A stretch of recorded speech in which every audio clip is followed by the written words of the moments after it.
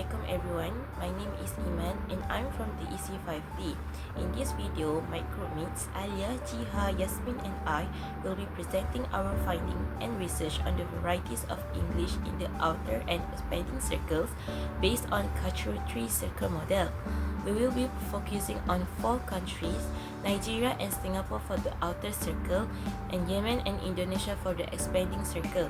We'll be examining the usage of English in this country, compare and contrast their lexical features, and analyze the responses from our interviewees regarding the expansion of the English language in their respective country.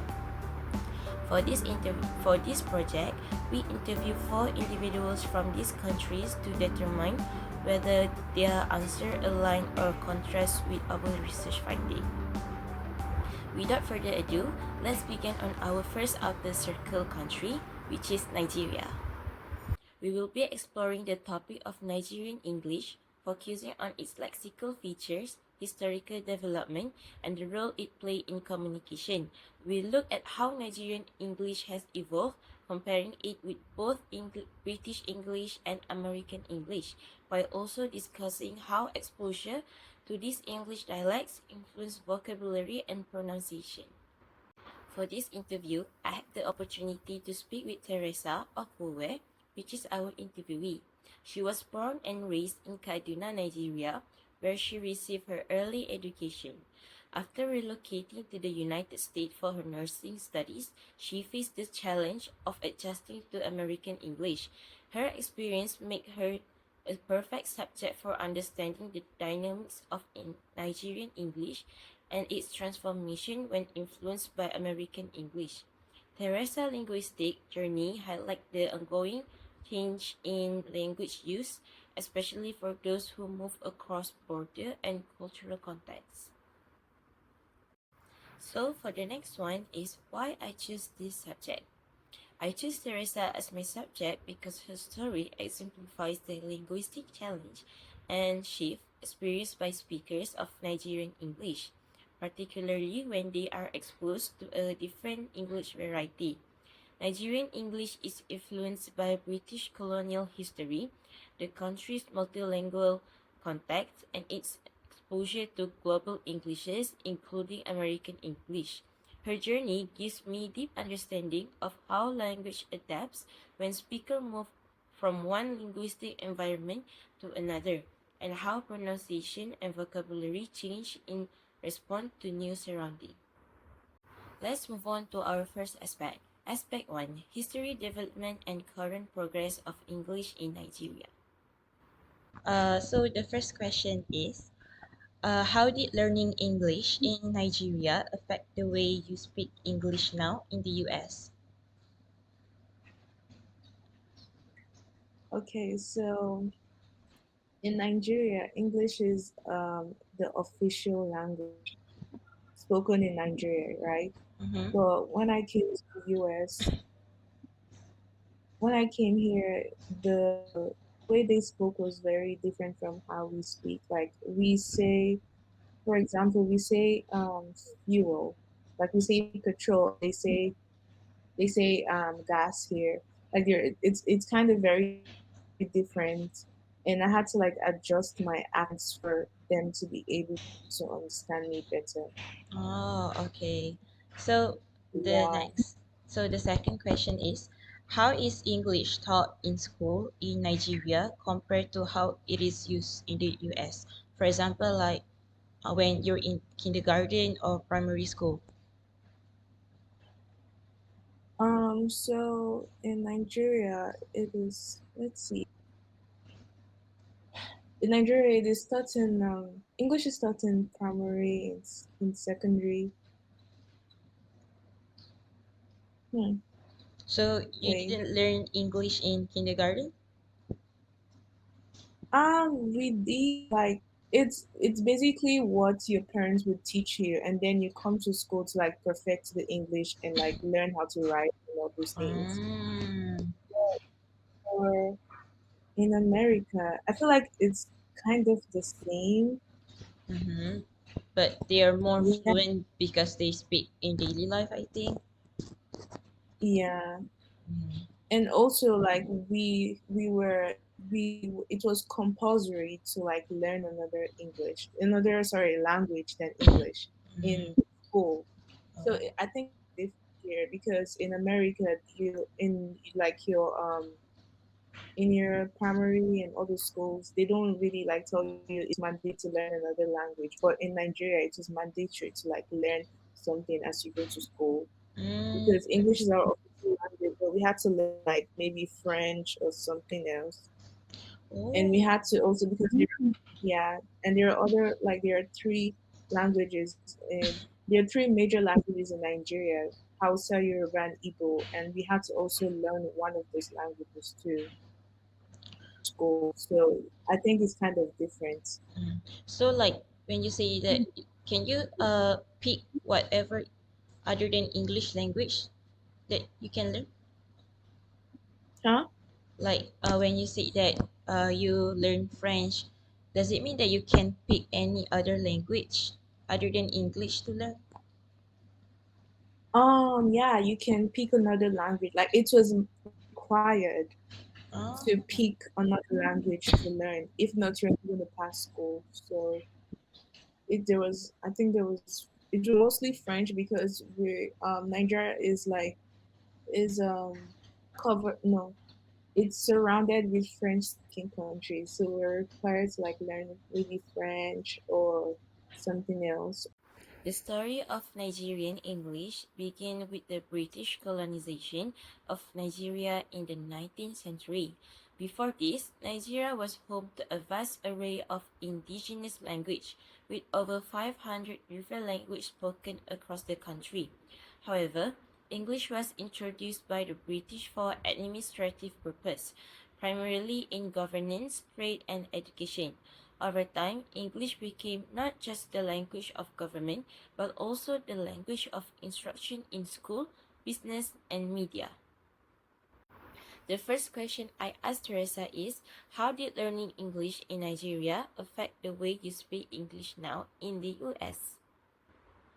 And the second question is, how is English taught in school in Nigeria compared to how it used in the US? Teresa shared that in Nigeria, English is formally taught in schools, starting from primary education.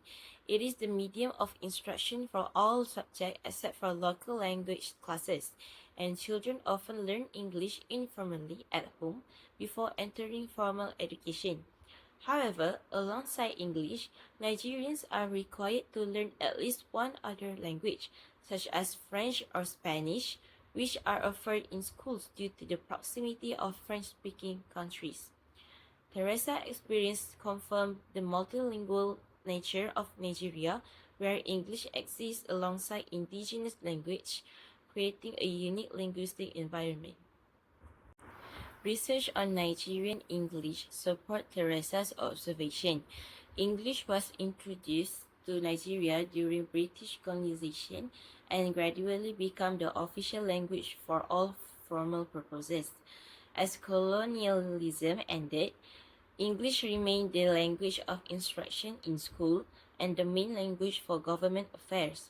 The research also indicates that learning a second language, which is often French or Spanish, is mandatory, especially due to Nigeria's geographical proximity to French-speaking countries.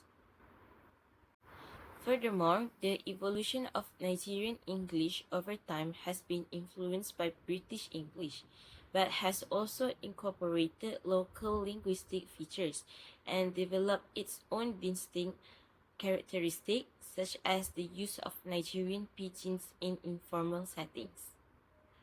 So for the next one is aspect 2, the power of English in Nigeria. Yes. How did English become common in Nigeria, and how is it changed over time? So in the past, English, the reason why we spoke English was because the British people came, excuse me, the British people came to colonize Nigeria. So they came colonizing Nigeria and people in Nigeria like spoke English instead of speaking our own language. And then over time, let me say the English mutated. So like we have another kind of English that is like Nigerian spoken. The name of that kind of English is a pidgin English. It's Yes, kind yes. of it evolved. So it's our the way we understand our own English better. Mm-hmm. Do you understand? Yes, because I at college I also learned Nigerian pidgins also. Ah, Yeah. I don't. the Oh wow, that's interesting. yeah, just because we Wait, what's your learn other pidgins, but my group present about Nigerian pidgins. wait, Yeah. what's your major? Um, What's your English yeah. communication. Oh, and what Yeah. year are you now? What? What year are you in now? I Like didn't what catch. year? How did they say this? What year are you in college? Oh, what year? In Nigeria, English is the language of official communication used in government, education, and business. However, many Nigerians switch between English and their native language depending on the context. For example, Nigerian Pidgin's English is often used in casual conversation as it serves as a bridge language between speakers of different native tongues. For this aspect, I asked Teresa how did English become common in Nigeria and how has it changed over time? And for the second question, does speaking English affect how you interact with people in Mississippi since she lives in Mississippi in United States, and how does it affect you from speaking English? For the first question, she answered that English is compulsory in Nigerian school, where it is used for all subjects except for local language.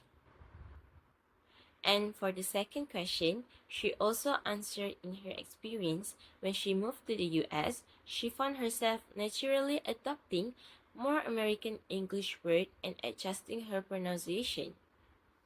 Over time, American vocabulary started replacing her Nigerian or British terms, which is typically for Nigerian speakers exposed to American English. Teresa's experience highlight the global influence of American English, especially on speakers from non-native English-speaking countries like Nigeria. Research supports Teresa's experience of adjusting to American English. It shows that English is central to education and communication in Nigeria, but due to Nigeria's multilingual setting, code switching is common. Speakers often mix English with local language or pidgins, depending on the situation and the audience. This phenomenon is reinforced by the global exposure to American media, which influence language use, especially in immigrant communities like Nigerians living in the US. Over time, this exposure leads to the adoption of American English vocabulary and pronunciation, as seen in Teresa's own linguistic adaptation. So, for the next aspect is aspect 3, lexical features of Nigerian English. Yeah, Oh, yeah. okay. So the next question is, are there any word you use in Nigerian English that are different from American English? Can you give me some example? I talked about petrol and gas and trunk. They call, I think in America they call the back of the car. They call it a trunk. Well, we call it the boot. Mm, Yeah, we call it boot. And what else? Like there's a lot of languages. Sorry, there's a lot of things, words that they say differently here. mm, I just can't remember. mm. I think One of the key differences between Nigerian English and other English dialects is the lexical choices. As Teresa mentioned, After moving to the US, she began to use more American English terms like gas instead of petrol, trunk instead of boot, and hood instead of bonnet. These vocabulary shifts are a clear example of how language adapts based on exposure to new linguistic environment. I asked her, do you replace some English word with Nigerian term when you speak? And for the second question, do you replace some English word with Nigerian terms when you speak? Teresa answered that she avoids using Nigerian specific terms when speaking to Americans because they may not understand them. Also, she switched from saying petrol to gas and boot to trunk after moving to the US. This is because American English and Nigerian English has distinctive vocabulary. Terms like petrol and boots are commonly used in Nigerian English, influenced by British English. However, in the US, these terms are not widely understood, as American English uses gas for petrol and trunk for boots. This adaptation highlights how global exposure to a dominant English variety, such as American English, shapes vocabulary choices over time. The research shows that Nigerian English is largely rooted in British English, with vocabulary differences emerging over time due to the influence of American media, travel, and immigration. Common terms like petrol and boots in Nigerian English are British influence, whereas American English uses gas and trunk. This lexical shift occurs naturally for speakers who migrate to an English-speaking country, as their exposure to new English dialect leads to gradual change in their vocabulary. In conclusion, Nigerian English has developed a unique set of lexical features shaped by its British colonial past, multilingual context, and global exposure to American English. The interview with Teresa and the research findings show that language is adaptable and evolves based on historical influence, geographical shift, and exposure to different dialects. Teresa's experience highlights the flexibility of Nigerian English, which retains British vocabulary in formal settings while adopting American terms over time. The shift in vocabulary and pronunciation observed in Teresa is a reflection of the continuous evolution of language, especially in multilingual environments, where speakers navigate between different dialects and cultural influences. Nigerian English is a prime example of how language reflects cultural diversity and global interaction.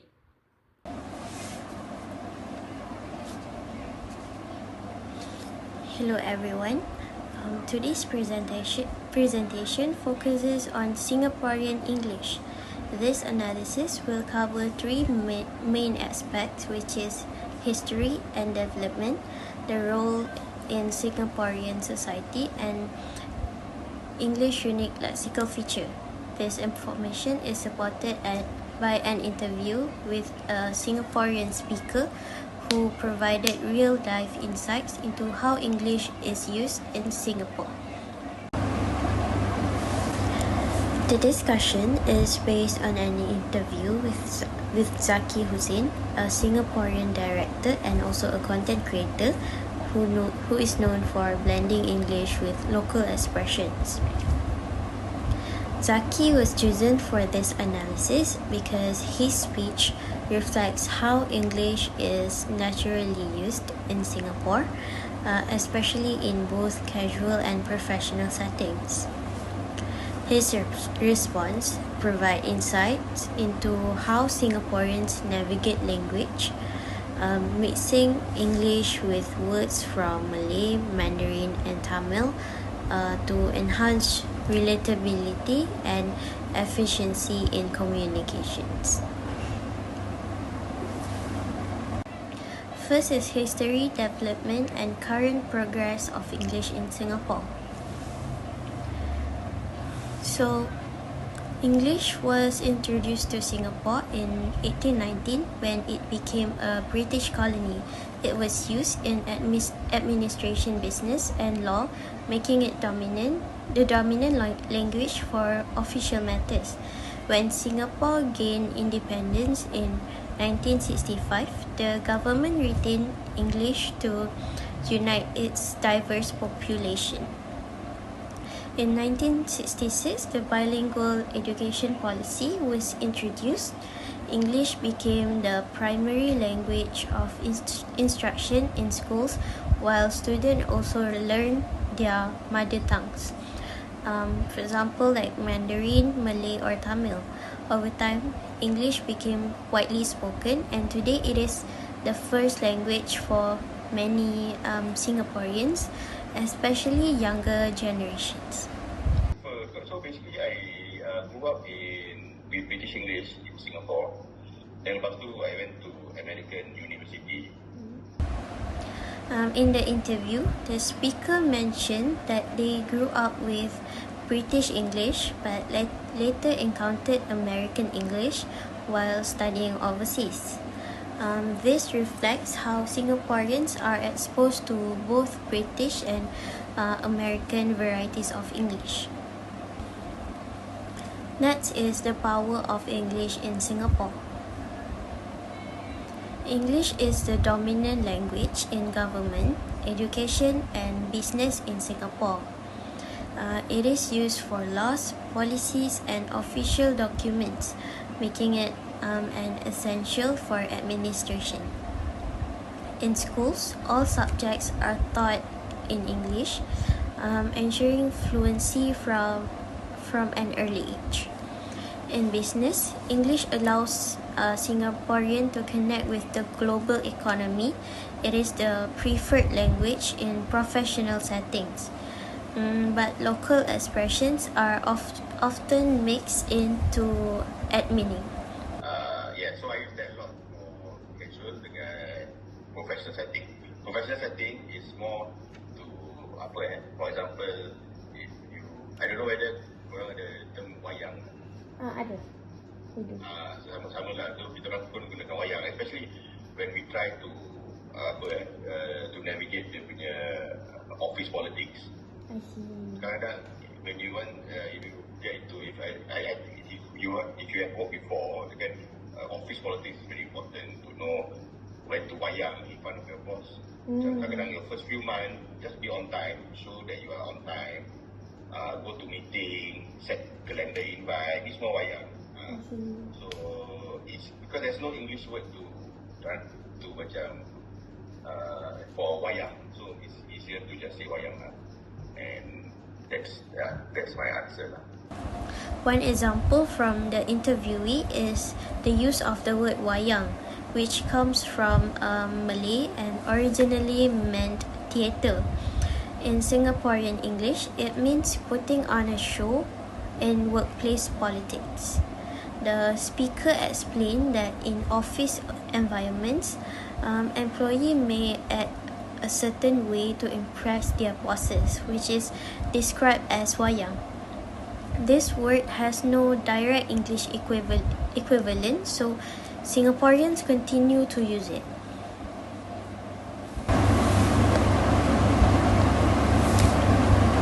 Wayang relates to the power of English in Singapore because it demonstrates how local expressions shape workplace communication despite English being the dominant language.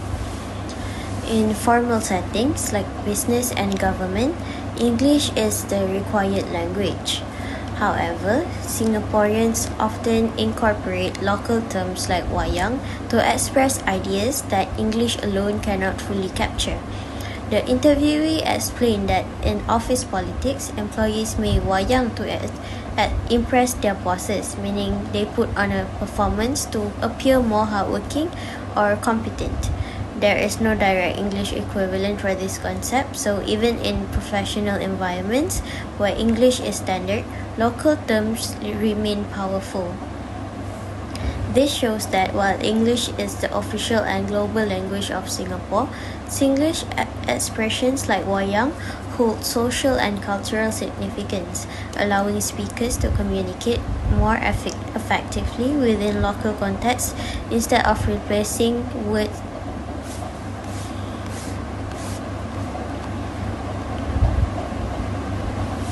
Instead of replacing these words, Singaporeans adapt English to fit their needs, demonstrating their unique power dynamic between global English and local linguistic identity.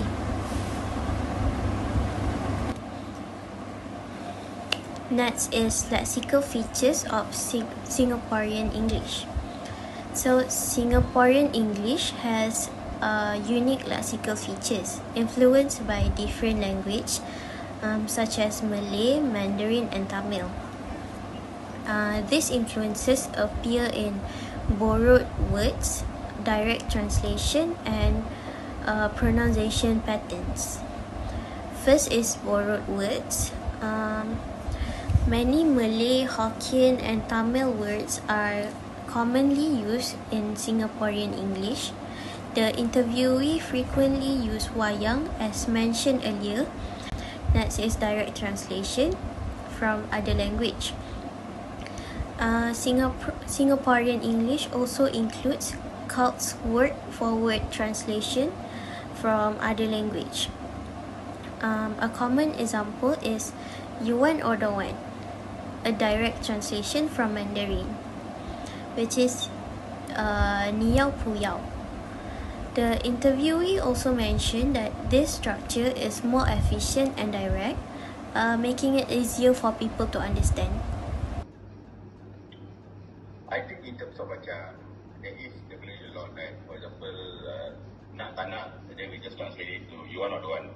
Yeah. To be honest, in English grammatically it's not like that.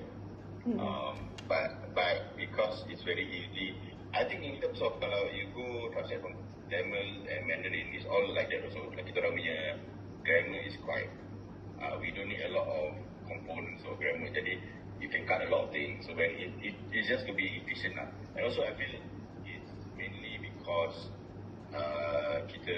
it's really because if you speak in direct translation, it's easier for people to Understand. Understand. And also when you go to work, you don't want to be professional all the time. Jadi it feels like some sort of relatability dengan for example client, with boss, and then it puts a more human touch. I also use a lot of the Singlish lah, direct translation in my content because it feels macam people can relate. And not only Singapore, macam kat Malaysia pun, I got people in Malaysia, I think they relate to my language. So I also don't want to pass off macam terlalu professional. I think it's work and life is supposed to be not so serious all the time. Next is British versus American English influence. Singapore traditionally follows British English spellings and vocabulary, but American English is becoming more common due to media and education. The interviewee noted that they don't have strong preferences and often mix both using British spellings but also encountering American forms. Next is pronunciation influences. Singaporean English pronunciation is influenced by local language, leading to certain phonetic changes. For example, 3 to 3 without the t sound, and then thumb to thumb, the silent letters are not pronounced. And then yak to yak, simplification of spelling. The interviewee mentioned struggling with silent letters in English. He said that I don't know why English people like silent letters. I don't know how to pronounce yak. Is it like three pokok to three tiga? Sounds like three tiga. Oh, maybe three is a good one. Three. That's a good one. That's a good one actually. Untuk for example, thumb, the thumb. Oh, thumb. Okay. Jari ni dia because I think kita orang yang local language, we don't have much silent letters. Macam we have to pronounce, all the letters have to be pronounced. Dan dia tak ada macam silent lah. I don't know why English dia suka macam silent letters. Macam I feel like yak itu very hard to I don't even know how to pronounce yak, yang apa, kapal yak. Oh yeah, the yak. Okay. Yeah, so there's a lot of silent letters inside. And how do I adapt? I don't adapt, to be honest. When I go overseas or I just pronounce how I want, and then people, wow, your accent is so nice. So I don't try to adapt. I let I just speak the way I think it is. If people want to correct me and get offended, it's their pasal. In conclusion, English in Singapore as a linguistic identity, Singaporean English has evolved due to historical, social, and linguistic influences. It remains the dominant language in education, business, and government. But local words, grammatical structure, and pronunciation patterns have shaped its unique identity. Singaporeans navigate different forms of English, balancing formal language with local expressions. This makes Singaporean English not just a tool for communication, but a reflection of Singaporeans' multicultural society. That's all. Is Nurjiha, Rafhana, BINTI, FAKRUDIN. So today I will be present about expanding country that I have choose, which is Yemen. So now let's get to know more about my interviewees. Meet Ala Abdullah Ali, a 25 years old restaurant manager with a passion for hospitality and excellence. He was born and raised in Yemen. Ala's journey has been shaped by his strong cultural roots and dedication to hard work. After completing high school in Yemen, he pursued further education, earning a diploma at UniKL. Now, as a restaurant manager, he brings his expertise and leadership to the culinary world. The reason why I chose Mr. Ala as my interviewee because his journey reflects a unique blend of cultural and linguistic adaptation. As a native Arabic speaker from Yemen who has been living in Malaysia for 6 years and managing his own cafe in Terengganu, he offers valuable insight into the experience of a foreign entrepreneur in a diverse environment. His pronunciation, influenced by Arabic phonological, showcases how language evolves through cross-cultural interactions. Additionally, his natural code switching and code mixing habits highlights the dynamic nature of multilingual communication, making him an ideal subject for me to explore language adaptation and identity in a globalized world. So for the first question, in the first aspect, the research provides a detailed account on how English was introduced through the various textbooks and teaching methods, evolving over time with government and also private sector support. It highlights the need of proficient English speakers in education and also business. However, the interviewee offers a simpler view, emphasizing that English was not widely known in the past and only spread gradually through foreign influence and Yemeni teachers who studied abroad. While both agree that English education in Yemen has progressed, the research focuses on structured efforts, whereas the interviewee highlights real-world challenges, such as limited practice of English language. About that, in the past, the Francis come to us, then our English that time is like empty zero. French, they come to us, then from that, it start literally, they start literally, our in our language, like in our teacher, they go to outside. Our teachers go outside, like who study in university. Also, the university have the foreigner. So for this question, English has established itself as a global lingua franca, shaping communication, business, science, and culture with historical factors like colonial expansion, industrialization, and technological advancements, driving its dominance. Research highlights both the benefits and challenges of this global influence, emphasizing how English facilitates cross-cultural communication and economic opportunities, while also contributing to language loss and cultural homogenization. Similarly, the interviewee acknowledged English as a crucial tool for global interaction, particularly for those who are traveling or working internationally, as it grants access to education, business, and technology. However, while research stresses the need of balance English dominance with linguistic diversity, the interviewee focuses more on its practical necessity in daily life.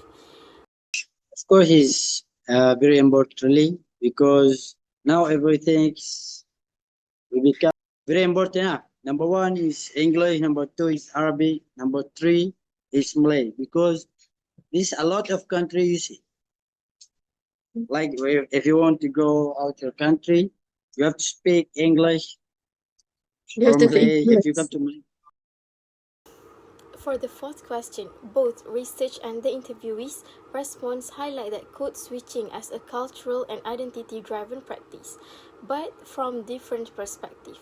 The study by Yim and Clement 2021 focuses on bicultural identity and attitudes toward code switching, showing that bilinguals with strong cultural ties view it positively.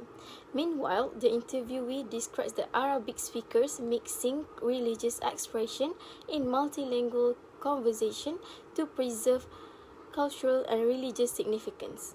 While both emphasize code switching as a way to express identity and belonging, the research as a means acculturation and societal attitudes, whereas the interviewee highlights linguistic tradition and also emotional meaning.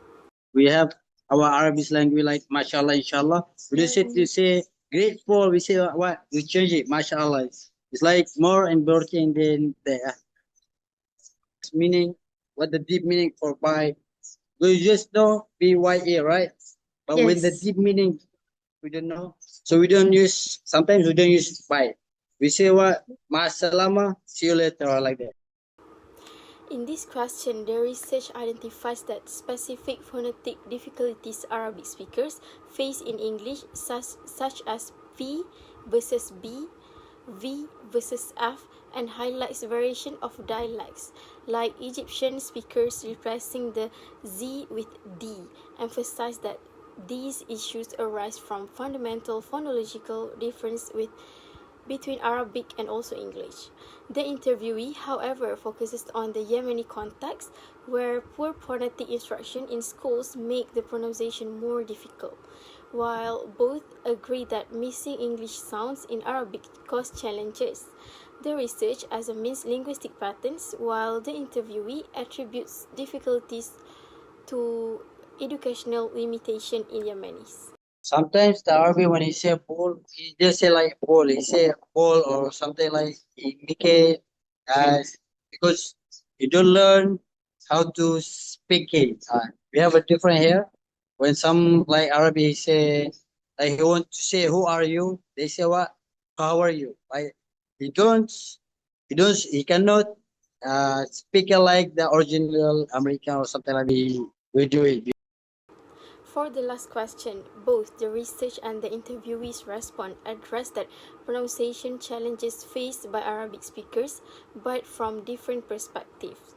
The research focuses on phonetic difficulties such as the consonant clusters, TH sounds, and irregular spellings, making words like squirrel, strength, and colonel hard to pronounce.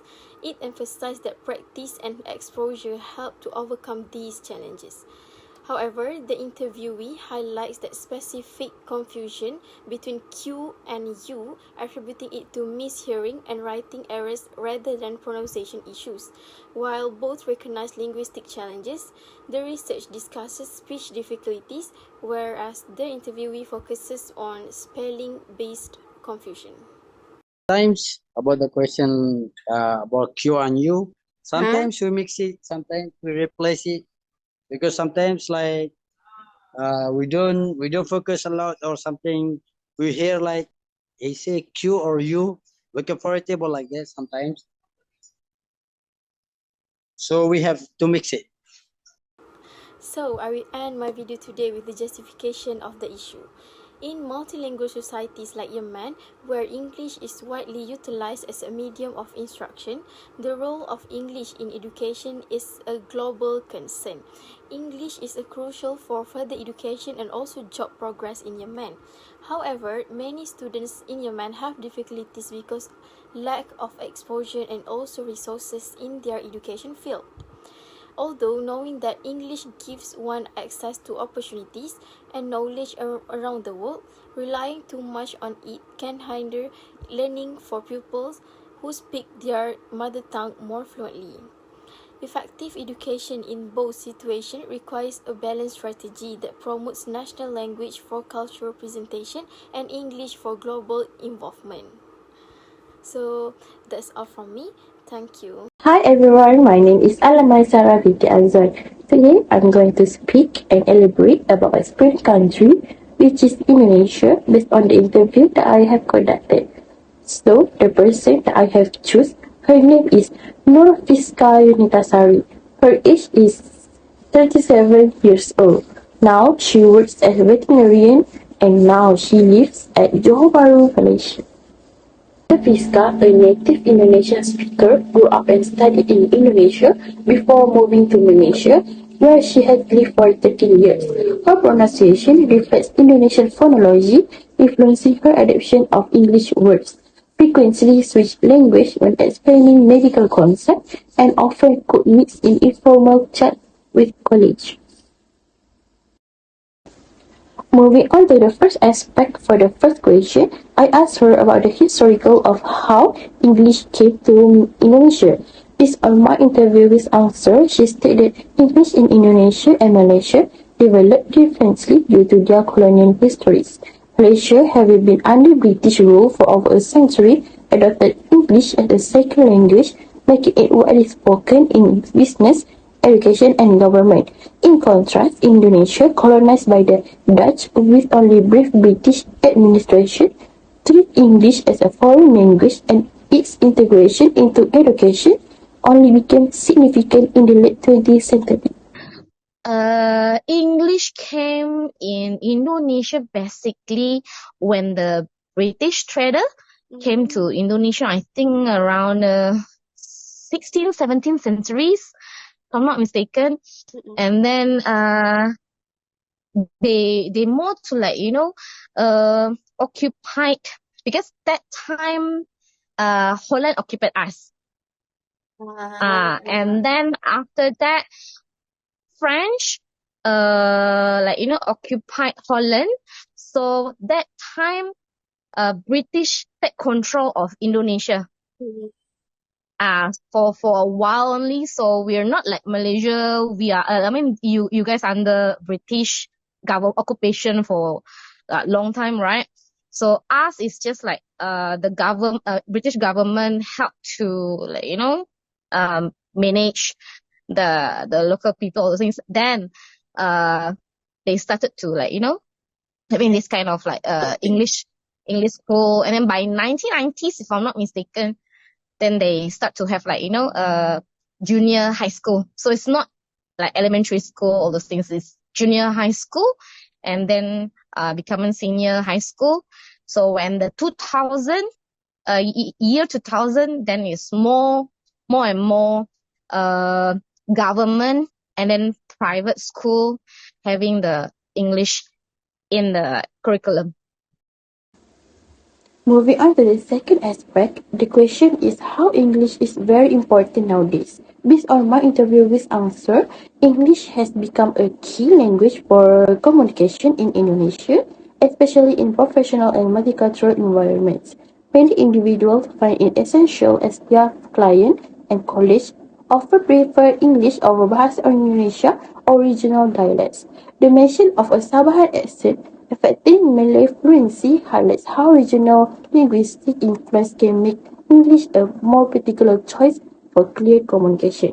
Additionally, the reliance of English for discussion with foreign clients and reinforce its role as a global business language?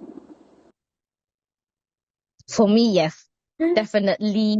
English is very important because most of my client they will speak to me either in Bahasa or in English because my Malay language is definitely broken Malay.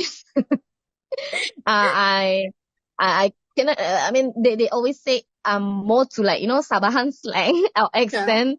I mean compared to Indonesian. So that's why most of them they speak to me in English, and then for foreigner client or foreigner colleague, we discuss in English. Yeah. So definitely 100% English is very important in my daily. Moving on to the third aspect, question number 1. Based on my interview with answer in Indonesian pronunciation, the difficulty with certain English sounds, especially V and F, can sometimes lead to misunderstandings, including unintentional swearing. Since many Indonesians replace V with F or W, or words like vacuum, which become vacuum, may be mispronounced in a way that resembles offensive words in other language. For example, the mispronunciation of vacuum as vacuum could sound similar to certain English swear words, creating awkward situations. This is a common issue when a non-native speakers attempt to pronounce unfamiliar phonemes, leading to accidental miscommunication. Similar cases occur with words like beach. Is it like sticker? Sticker? Sticker. In Indonesia also we use sticker, but it's when I said it to the client, the foreigner client, and then they will just speak to me like sticker with the R is like, so when I use my Indonesian sticker with the R, like really a clear R, then they're like, oh, you mean sticker? So the R suddenly missing. And then there is one that normally this one is happened to me recently. When I speak with my nurse, I say take the vacuum cleaner to clean the dog's fur. Yes. But what she heard is the those FUCK. Oh, yeah. Yeah, it's like yeah.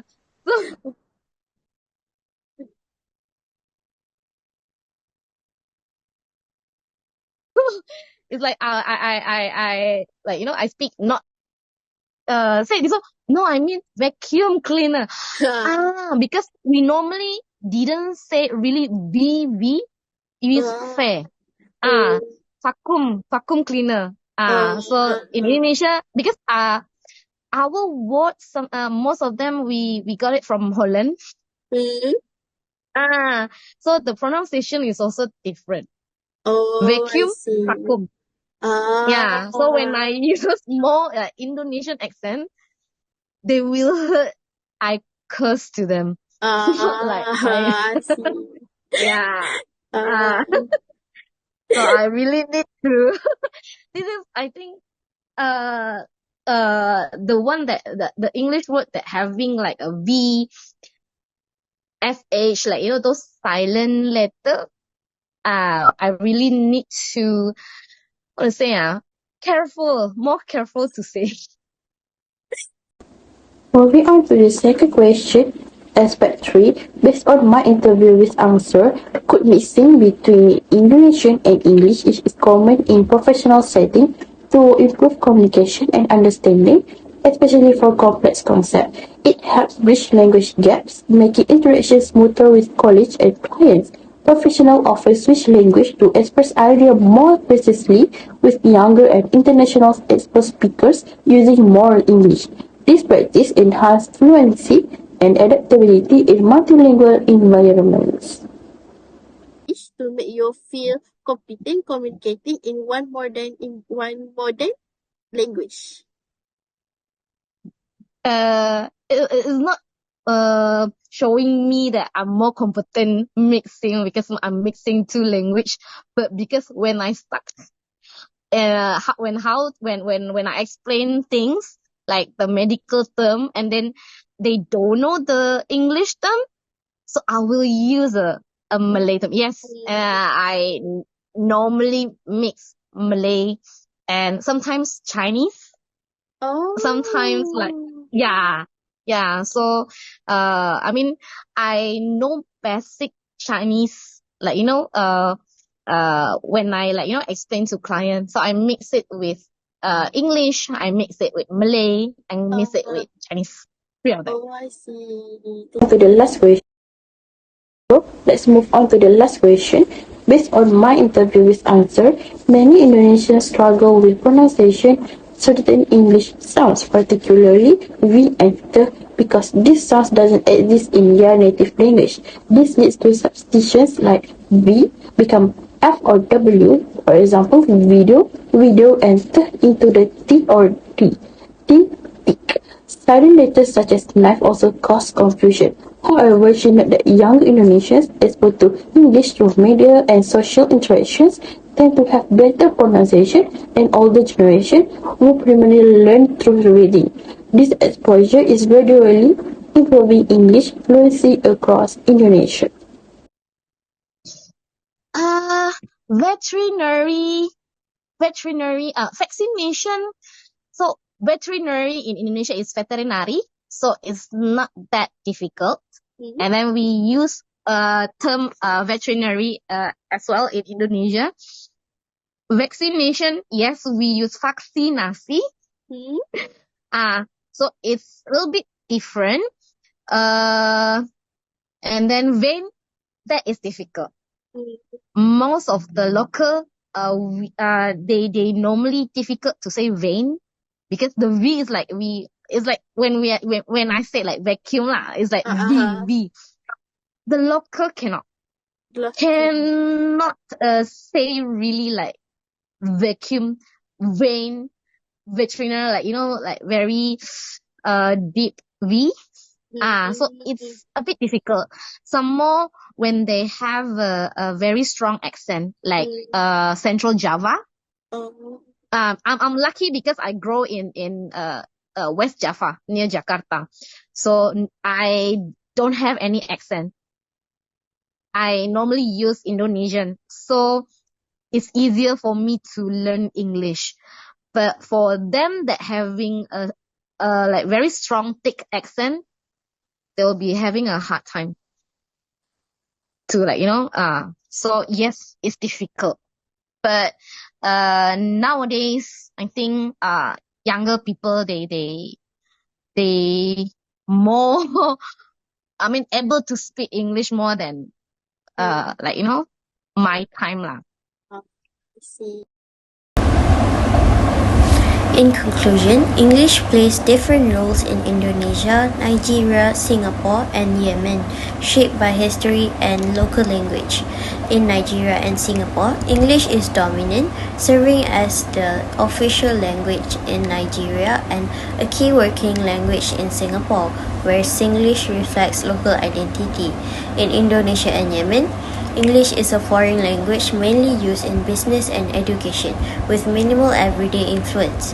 Despite these differences, English remains a powerful tool for global communication, adapted uniquely in each country. That's all. Thank you.